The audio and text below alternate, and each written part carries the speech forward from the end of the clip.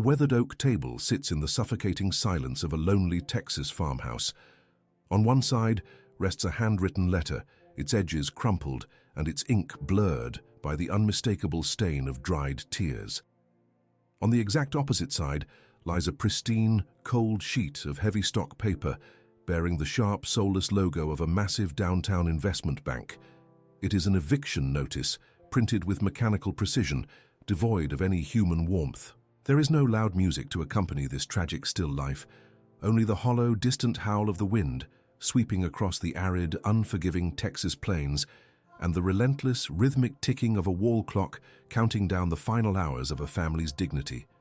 It is the absolute materialization of raw vulnerability colliding with a bureaucratic machine that feeds on the ruin of the broken. In this suffocating atmosphere of total despair, a mother has exhausted every earthly option, placing her final, fragile hope in the most unlikely of hands.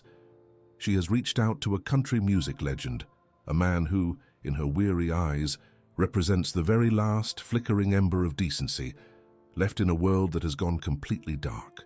Sarah had not always known this kind of bone-deep exhaustion.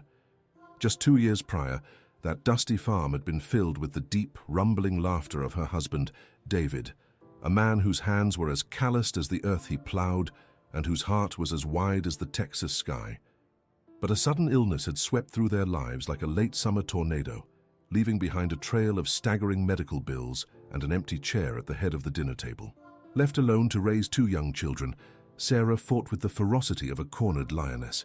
She worked the soil from the moment the sun bled over the horizon until the crickets began their nocturnal chorus. But the earth was stubborn, the rain was scarce, and the debt was a living, breathing monster that refused to be satisfied. The medical expenses had forced her into the waiting jaws of a predatory loan department from a towering city bank, an institution run by men in tailored suits who viewed her family's legacy not as a home, but as a distressed asset ready for liquidation. The reality of her situation had been made brutally clear just hours earlier. The air conditioning in the downtown high-rise was set to a temperature that felt intentionally designed to freeze out any lingering human empathy. The marble floors of the lobby echoed with the hurried, self-important footsteps of executives who never had to worry about the price of a gallon of milk or the cost of a winter coat for a growing child. Sarah, dressed in her Sunday best, which consisted of a simple, meticulously ironed floral dress and shoes that had been resoled twice, sat trembling before a young loan manager. He looked like he had barely graduated from a prestigious business school, his hair perfectly slicked back, his expensive watch catching the sterile fluorescent light. He barely lifted his eyes from the glowing monitors of his dual-screen computer as Sarah pleaded her case. She did not ask for a handout. She only asked for time. Just a few more months for the harvest to come in, just a little grace to keep a roof over her children's heads. The manager smiled, but it was a condescending, practiced expression that did not reach his eyes. He leaned back in his plush leather chair, steepled his fingers and spoke in a tone dripping with corporate polite cruelty. He explained that the bank was not a charity, that numbers were numbers, and that perhaps people from the country needed to learn when it was time to simply give up and walk away. He slid the foreclosure documents across the polished mahogany desk with the casual indifference of a man passing a napkin. The denial was absolute. The message was clear. She was nothing, her struggle was irrelevant, and her home was gone. The drive back to the farm was a blur of unshed tears and a crushing, suffocating panic. The Texas heat radiated off the cracked asphalt, creating shimmering mirages that looked like pools of water, a cruel mockery of the drought that had plagued her fields. When she finally pulled her beat-up sedan into the dirt driveway, the dust billowing up behind her like a ghost, she saw her 2 children playing on the tire swing hanging from the old oak tree. Their laughter pierced the heavy air, a sound so pure and innocent that it physically hurt her chest. They had no idea that the ground beneath their feet no longer belonged to them. They had no idea that their mother was completely, utterly broken. That night, after she had tucked the children into bed, kissed their foreheads and prayed a silent, desperate prayer to a God she hoped was still listening, Sarah sat alone at the kitchen table. The yellow light from the single bulb overhead cast long, melancholic shadows across the room. The silence of the house was deafening, amplifying the ache of her grief. She needed to talk to someone. She needed David. But David was gone, resting in the churchyard down the road. In a state of sleep-deprived delirium and acute emotional agony, Sarah pulled a piece of worn stationery and a pen from the kitchen drawer. She did not write to a lawyer. She did not write to a politician. She wrote to the man whose voice had been the soundtrack of her marriage, the man whose songs David used to sing while he fixed the tractor or rocked the babies to sleep. She wrote to George Strait. It was not a plea for money. It was an outpouring of a crushed soul, a desperate attempt to connect with the values and the strength that his music represented. She wrote about the smell of the impending rain that never seemed to fall, the sound of her children's breathing in the next room, and the terrifying, paralyzing fear of losing the dignity that her husband had worked so hard to build. She described the cold, dead eyes of the banker in the city, the sheer cruelty of a system that chewed up honest, hard-working people and spat them out without a second thought. She wrote until her hand cramped, until the ink smeared beneath the salt water falling from her tired eyes. She sealed the envelope, addressed it to a public fan mail P.O. box she found in an old magazine, and the next morning she dropped it into the rusted metal mailbox at the end of her dirt road. It was a message in a bottle cast into an infinite, uncaring ocean. Miles away, where the pavement surrenders to gravel and the sky opens up into an endless canvas of burnt orange and deep violet, the king of country music sat in the quiet sanctuary of his ranch. The smell of old leather, pine, and strong black coffee filled the room. George was a man of few words, a man whose stoic posture and quiet faith had guided him through decades of fame without ever losing the dirt on his boots. He valued the simple things, the truth in a man's handshake, the grace of a Sunday sermon, and the unspoken duty to look out for your neighbor. His desk was covered in stacks of mail, letters from fans all over the world. Most were handled by his staff, sorted and replied to with signed photographs and polite notes of gratitude. But every so often, George would sit down and read through a handful himself, keeping his finger on the pulse of the people who had given him his life's work. It was by an act of sheer providence, or perhaps something deeply divine, that his weathered, calloused hands picked up the envelope with the smeared ink. The silence in George's office grew heavy as his eyes moved across Sarah's trembling handwriting. He read about the hospital bills. He read about the young banker with the expensive watch. He read about the tire swing and the impending eviction. He did not read it as a celebrity looking at a fan. He read it as a Texan, as a father, as a Christian man who despised the abuse of the vulnerable. When he reached the end of the letter, George did not say a word. The silence was absolute, broken only by the sound of him slowly folding the paper. His expression hardened into granite. The storm brewing in his eyes was not one of loud, boastful anger, but of a quiet, terrifying, righteous indignation. He placed the folded letter into the breast pocket of his pearl-snap shirt, right over his heart. But while George was reading, the wheels of corporate greed were spinning faster than Sarah could have ever anticipated. Back in the city, the young loan manager, eager to secure a quarterly bonus and impress the senior partners, decided not to wait for the standard end-of-the-month processing. He fast-tracked the foreclosure, pulling strings in the legal department to expedite the seizure of the property. He wanted the farm on the auction block by Friday. The following morning, the oppressive Texas heat was shattered by the crunch of heavy tires on Sarah's driveway. It was not a delivery truck. It was the local county sheriff, a man who had known David, stepping out of his cruiser with his head hung low. He took off his hat, wiping the sweat from his brow, unable to look Sarah in the eye as she stepped onto the wooden porch. He handed her the heavy legal document, his voice cracking as he apologized, explaining that the bank had pushed an emergency order through a city judge. She had 48 hours to vacate the premises, 48 hours to erase a lifetime of memories, 48 hours before the bank's contractors would arrive to change the locks and board up the windows. The tension became suffocating. The narrative lens focuses on Sarah as she walks back into the house, the paper trembling in her hands. The absolute lowest point had arrived. She pulled old, battered cardboard boxes from the attic and began the agonizing process of packing. She folded her children's worn clothes, placing them next to cheap plastic toys and framed photographs of a father who was no longer there to protect them.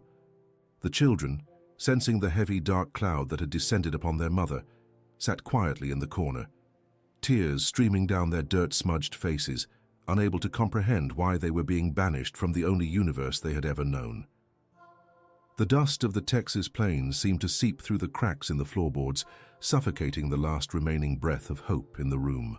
The cruelty of the financial system had bared its teeth, chewing through the fabric of their lives with merciless efficiency. In this moment of profound darkness, where the weight of the world seems designed to crush the innocent and elevate the greedy, we invite you to subscribe to this channel and join our community so you can witness how true, silent justice prevails against the arrogance of the powerful and how a single act of unseen grace can change the course of history. The suffocating reality of the 48-hour deadline hung over the farmhouse like a physical weight, pressing down on Sarah's shoulders until she felt her spine might snap. The Texas sun beat down mercilessly on the tin roof, baking the air inside the small rooms where she now moved like a ghost. She dragged another brittle cardboard box from the hallway closet, the smell of old paper and dust mixing with the faint, lingering scent of David's cedarwood aftershave that still haunted the floorboards. Every object she touched was a dagger to her heart. A chipped coffee mug they had bought at a county fair, a pair of small scuffed cowboy boots her son had outgrown but she could not bear to throw away, a framed photograph of the four of them standing by the wooden fence, the sky behind them an endless canvas of hopeful blue.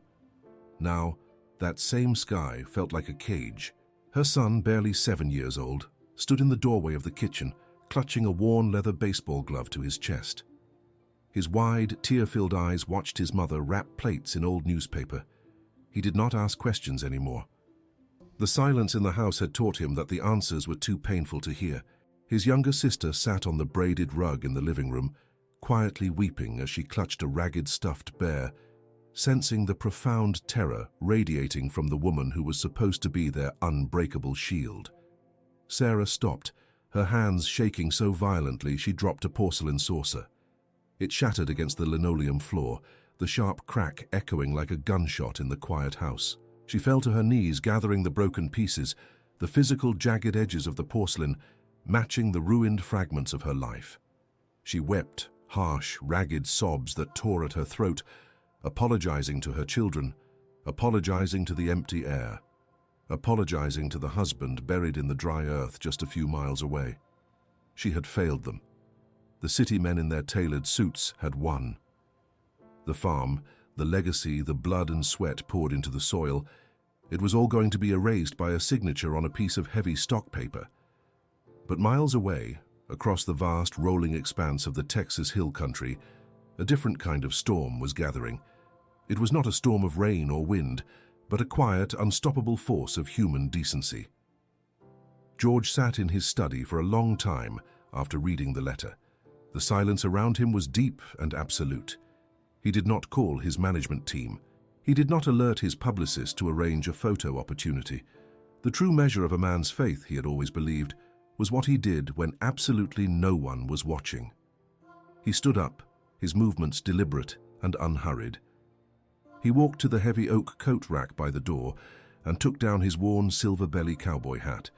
He pulled on a crisp, starched denim jacket over his pearl snap shirt and stepped into his well-worn leather boots.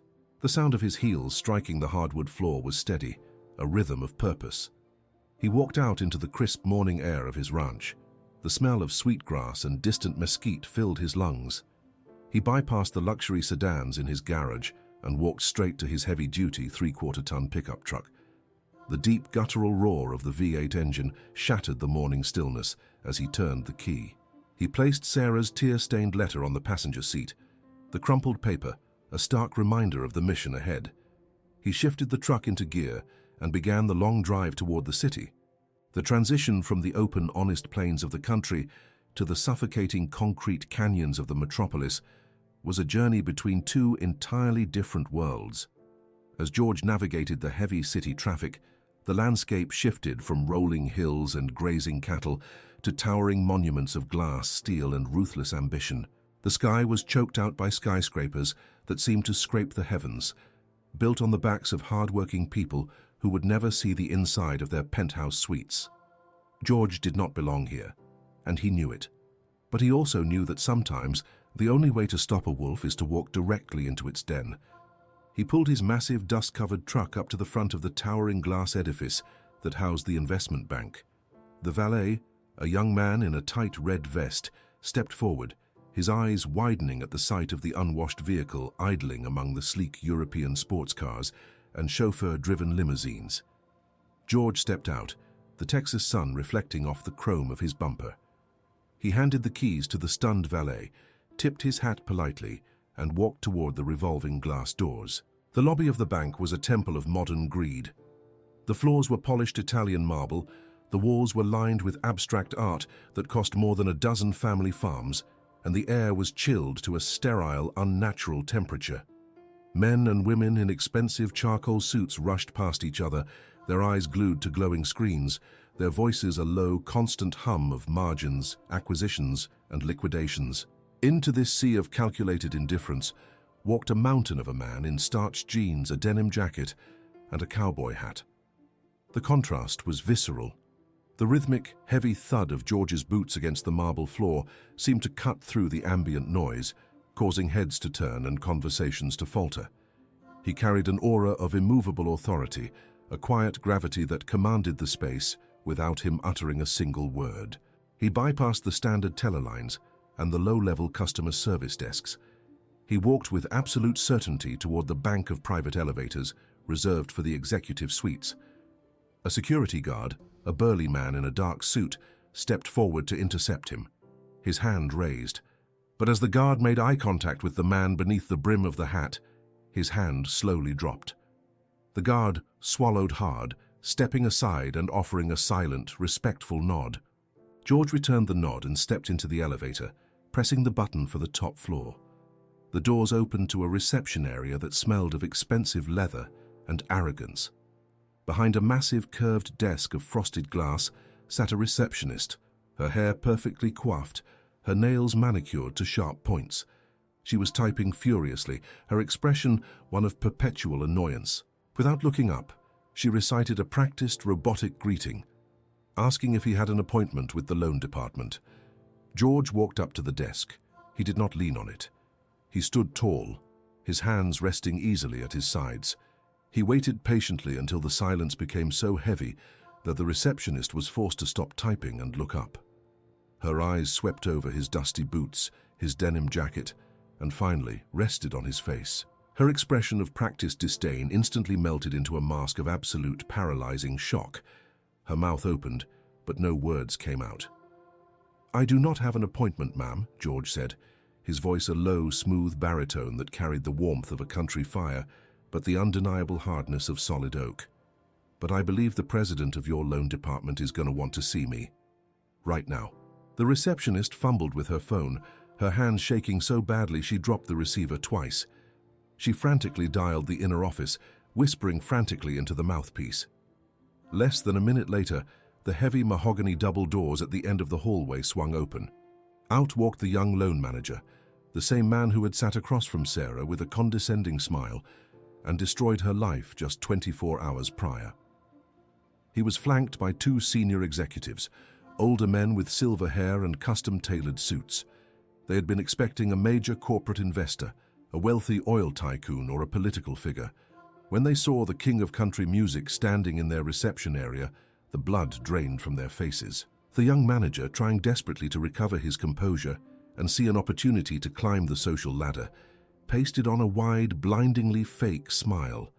He rushed forward, extending his hand, his voice dripping with sycophantic enthusiasm. "Mr. Strait, my God, what an absolute honor. We had no idea you were coming. Please, please come into the boardroom. Can I get you something? A coffee? A glass of our best bourbon? We are huge fans of your work, sir. Truly a legend in our halls." George looked at the manager's extended hand. He did not take it. He simply stared at the man, his eyes narrowing slightly, piercing through the cheap veneer of corporate flattery. The manager's smile faltered, his hand slowly dropping back to his side as a cold sweat began to prickle at the back of his neck. "No, sir," George said, his voice dangerously quiet. "I am not here to drink your bourbon, and I am not here to shake your hand. Show me to a table." The executives exchanged nervous glances, the atmosphere in the room instantly dropping 10 degrees. They ushered George into a massive boardroom. The walls were floor-to-ceiling glass, offering a panoramic view of the sprawling city below, a visual representation of their perceived dominance over the world. In the center of the room sat a long, polished glass conference table surrounded by ergonomic leather chairs. George did not sit down. He walked to the head of the table, the executives scrambling to take their seats like scolded schoolchildren. The young manager stood at the opposite end, his hands trembling slightly as he tried to maintain his professional facade. "How can we assist you today, Mr. Strait? Are you looking to expand your portfolio? We have several lucrative investment packages that—" George reached into the breast pocket of his denim jacket. The room fell dead silent as he pulled out the folded, crumpled letter. He smoothed it out with his large, calloused hands and placed it squarely in the center of the pristine glass table. The physical contrast between the tear-stained, worn piece of paper and the cold, flawless surface of the corporate table was a striking testament to the war between human suffering and institutional greed. George looked directly at the young manager, his gaze as heavy and unyielding as a gravestone. "I am here about a farm," George began, his voice echoing in the cavernous room. "A small piece of dirt out in the county. It belongs to a widow named Sarah, a woman who lost her husband, the father of her 2 babies, and who has been working her fingers to the bone just to keep a roof over their heads." The young manager swallowed hard, his eyes darting to the letter and then back to George. He adjusted his silk tie, his voice taking on a defensive, bureaucratic tone. "Sir, with all due respect, we manage thousands of accounts. If this is about a foreclosure, you must understand that the bank has strict policies. We are bound by fiduciary duties to our shareholders. It is nothing personal, it is simply business. The market dictates—" "It became personal," George interrupted, his voice never raising in volume, yet somehow filling every corner of the room with a terrifying pressure. "It became personal the moment you looked a grieving mother in the eye, a woman who only asked for a little grace, and you treated her like she was nothing but a number on your spreadsheet. It became personal the moment you expedited an eviction notice to throw 2 little children out into the dirt, just so you could hit a quarterly bonus." The 2 senior executives shifted uncomfortably in their seats, glaring at the young manager. They knew the predatory tactics their department used, but they preferred to keep the ugly details hidden behind closed doors. Having it laid bare by a cultural icon was a public relations nightmare they could not afford. "Mr. Strait," one of the older executives began, his tone placating and smooth, "we deeply regret if the situation was handled without the proper sensitivity. We can certainly review the file. Perhaps we can offer her a small extension, maybe 30 days, to find alternative housing." George placed both his hands flat on the glass table, leaning forward. The absolute stillness of his posture commanded absolute submission. "You are not going to review the file, sir, and you are not going to offer her an extension. You are going to listen to me very carefully." George reached into his inside pocket and pulled out a simple leather checkbook. He opened it, uncapped a silver pen, and began to write. The scratch of the pen against the paper was the only sound in the room. He tore the check from the ledger and slid it across the glass table. It stopped directly in front of the young manager. The manager looked down at the numbers written in steady, bold ink. It was the exact amount of the remaining mortgage, plus the exorbitant late fees and legal penalties the bank had tacked on. It was a sum that would take a working man a lifetime to earn, paid out without a second thought. The manager's eyes widened, his breath catching in his throat. "That covers every red cent she owes this institution," George said, his eyes locked onto the young man. "The debt is paid. The farm belongs to her, free and clear." The manager wiped the sweat from his forehead, a nervous, relieved laugh escaping his lips. "Well, Mr. Strait, this is incredibly generous, a true act of charity. I will have the legal department draw up the release papers immediately. We can mail them out to her by the end of the week." "No, sir," George said, his voice dropping to a register that made the glass walls seem to vibrate. "You are not going to mail anything." George stood to his full height, his shadow falling over the trembling executive. "Here is how this is going to work. You are going to go down to your legal department right now. You are going to print out the absolute final deed to that land, showing a 0 balance. You are going to sign it, stamp it, and put it in a brown envelope. And then you are going to walk out of this air-conditioned building, get into your fancy car, and you are going to drive your own self out to that dusty farm." The manager turned pale, looking at the senior executives for help, but they were staring at the table, refusing to make eye contact. "You are going to walk up to her front porch," George continued, his words striking like a hammer on an anvil. "You are going to look that mother in the eye. You are going to hand her that deed. And you are going to apologize to her for forgetting what it means to be a decent human being." The manager swallowed, his voice barely a whisper. "Yes, sir, I understand. I will tell her you paid the debt. I will tell her—" "You will not breathe my name," George commanded, the sudden ferocity in his tone making the men flinch. "You will tell her that a silent benefactor took care of it.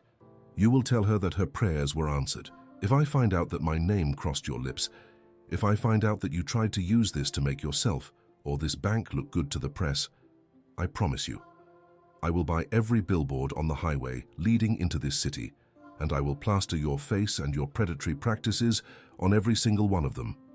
I will make sure every rancher, farmer, and hard-working man in the state of Texas pulls their money out of this vault by Friday afternoon. Do we have an understanding?" The silence in the boardroom was absolute. The arrogance of the city, the cold, calculating cruelty of the financial machine, had been completely dismantled by the quiet, unyielding honor of a man who knew that true power was not found in a bank account, but in the courage to stand up for those who could not stand up for themselves. The manager, completely broken, nodded his head slowly. "Yes, sir, we have an understanding." George did not smile. He did not gloat.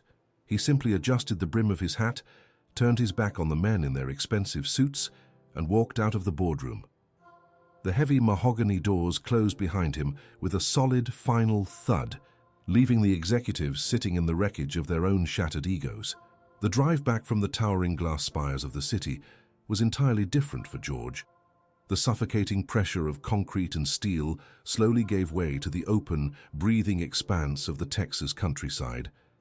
The air in the cab of his truck felt lighter, the scent of the impending rain finally carrying a promise rather than a threat. He did not turn on the radio.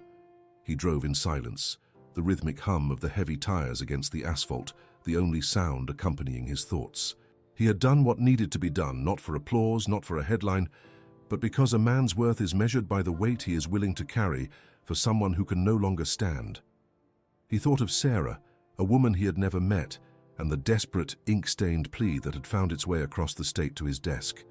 He thought of her children, and the simple right to fall asleep under a roof that could not be stolen by the stroke of a banker's pen. Meanwhile, back at the farmhouse, the atmosphere was thick with the suffocating dread of the inevitable. The 48 hours had nearly evaporated. The sun was beginning its slow descent, casting long, mournful shadows across the porch where David used to sit and play his guitar. Sarah was taping the last cardboard box shut, her hands raw and blistered from the frantic packing. The house was stripped bare, echoing with the hollow emptiness of a life uprooted. Her son sat on the front steps, his baseball glove resting in his lap, staring out at the dirt road that led to the highway. He was waiting for the sheriff's cruiser to return, waiting for the final, humiliating blow that would sever them from the only piece of earth they called home. The silence of the late afternoon was suddenly broken by the crunch of tires on gravel. Sarah's heart slammed against her ribs. She dropped the roll of packing tape and ran to the front door, her breath catching in her throat, preparing herself to face the deputies who would lock the doors and board up the windows. But it was not a police cruiser that pulled into the yard. It was a sleek black luxury sedan, its polished exterior completely out of place against the backdrop of the dusty, weathered farm. The driver's side door opened, and the young loan manager stepped out. He looked entirely different from the arrogant, condescending executive who had sat behind the mahogany desk in the city just a few days prior. His expensive suit jacket was off, his tie was loosened, and his face was pale, glistening with a nervous sweat that had nothing to do with the Texas heat. He clutched a heavy brown manila envelope in his trembling hands as he walked toward the porch. His polished leather shoes sank into the dry dirt, a physical reminder of how far out of his element he truly was. Sarah stepped out onto the porch, wiping her hands on her apron, her eyes wide with confusion and a renewed surge of terror. She instinctively pulled her son behind her, a protective barrier against the man who represented the destruction of their lives. "What do you want?" Sarah asked. her voice shaking but laced with the fierce, protective anger of a mother who had nothing left to lose. "The sheriff already came. We are leaving. You don't need to come out here to gloat." The young manager stopped at the bottom of the wooden steps. He looked up at Sarah, and for the first time he did not see a distressed asset or a file number. He saw a human being, a woman broken by grief and exhausted by a system that had tried to crush her. He swallowed hard, the memory of the terrifying quiet wrath of the king of country music burning fresh in his mind. He remembered the promise of total ruin if he failed to deliver the message exactly as instructed. "Ma'am, I am not here to gloat," the manager said, his voice cracking, entirely devoid of its usual corporate polish. "I am here to deliver this." He slowly walked up the steps and extended the heavy brown envelope toward her. Sarah hesitated, her eyes darting from the envelope to his face, expecting a trick, a final, cruel legal maneuver to strip her of whatever dignity remained. Her hands trembled as she reached out and took the package. It felt heavy, substantial. "What is this?" she whispered, her voice barely audible over the sound of the wind rustling through the dry oak leaves. "It is the deed to your farm, ma'am," the manager said, his eyes dropping to the floorboards, unable to meet her gaze. "The mortgage has been paid in full. The late fees, the penalties, the legal costs, everything. The bank has released all claims on this property. It is yours. Free and clear." Sarah stared at him, her mind completely unable to process the words. She looked down at the envelope, her fingers fumbling with the metal clasp. She pulled out the thick stack of legal documents. On the very top, stamped in bold red ink across the official deed of trust, was a single word that seemed to scream off the page: paid. The signature at the bottom was official, notarized, and absolute. There were no conditions, no hidden clauses, no remaining balance. "I don't understand," Sarah stammered, tears instantly welling up in her eyes, blurring the ink on the page. "How?" "I didn't have the money. We were going to be on the street tomorrow. Who did this?" The manager shifted uncomfortably, the terrifying weight of George's warning echoing in his ears. He looked at the dirt on his expensive shoes, completely humbled by the magnitude of the grace he was forced to deliver. "A benefactor, ma'am," he replied, his voice barely a whisper. "Someone who wishes to remain entirely anonymous, someone who believes that a family shouldn't lose their home because of a tragedy. I was instructed to deliver this to you personally, and I was instructed to apologize to you. For the way you were treated in my office, I am deeply, truly sorry." Sarah collapsed onto her knees right there on the wooden porch, the heavy legal documents clutched tightly to her chest. The dam finally broke, and she wept, not tears of sorrow or defeat, but tears of absolute, overwhelming salvation. Her son wrapped his arms around her neck, burying his face in her shoulder, crying with her, finally understanding that they were safe. The manager stood there for a long moment, watching the raw, unvarnished emotion of a family pulled back from the brink of annihilation. He turned and walked back to his luxury car, a man fundamentally changed by a lesson in humility delivered by a cowboy in starched denim. As the black sedan disappeared down the dusty road, the sky above the farm began to darken.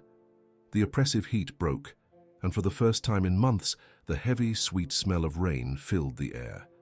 The first drops began to fall, hitting the dry dirt and the tin roof with a rhythmic musical cadence, washing away the dust, washing away the fear, and baptizing the land anew. Sarah looked up at the sky, the rain mixing with her tears, whispering a prayer of gratitude to a God she now knew was still listening, and to the silent guardian angel who had heard her desperate cry in the dark. The narrative lens shifts, moving forward through the relentless march of time. 10 years pass. The drought has long since broken, and the farm is no longer a desolate patch of dying earth. It is a thriving, vibrant testament to resilience.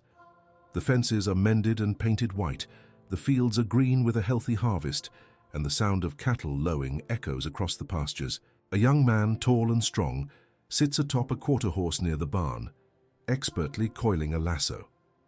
It is Sarah's son, no longer a frightened boy clutching a baseball glove, but a capable, confident ranch hand who knows the value of the dirt beneath his boots. He tips his hat to his mother as she walks down the long driveway toward the rusted metal mailbox at the end of the road. Sarah's hair is streaked with gray now, but her posture is straight, and the heavy burden of grief has been replaced by the quiet, steady strength of a survivor. She opens the mailbox. There are no threatening letters from a bank, no medical bills, no eviction notices. There is only a small stack of regular mail, and tucked between two magazines a simple, unadorned postcard. It bears the postmark of a small dusty town in the heart of the Texas Hill Country. There is no return address. There is no signature. Sarah turns the card over. Written on the back, in a steady, familiar handwriting that she had seen only once, on the back of a CD cover her husband used to cherish, is a single handwritten sentence. Deep roots survive the hardest droughts. Keep standing tall. Sarah traces the ink with her thumb, a slow, knowing smile spreading across her weathered face. She looks out over the vast expanse of her land, the land that was saved by a man who never asked for a thank you, never sought a headline, and never needed the world to know what he had done. She understands now with absolute certainty the identity of the silent force that had intervened in her darkest hour. She folds the postcard carefully, placing it in the pocket of her apron right over her heart. She turns and walks back toward the house, the sound of her boots steady and strong against the Texas earth, forever grounded by the quiet, unbreakable grace of a true country legend.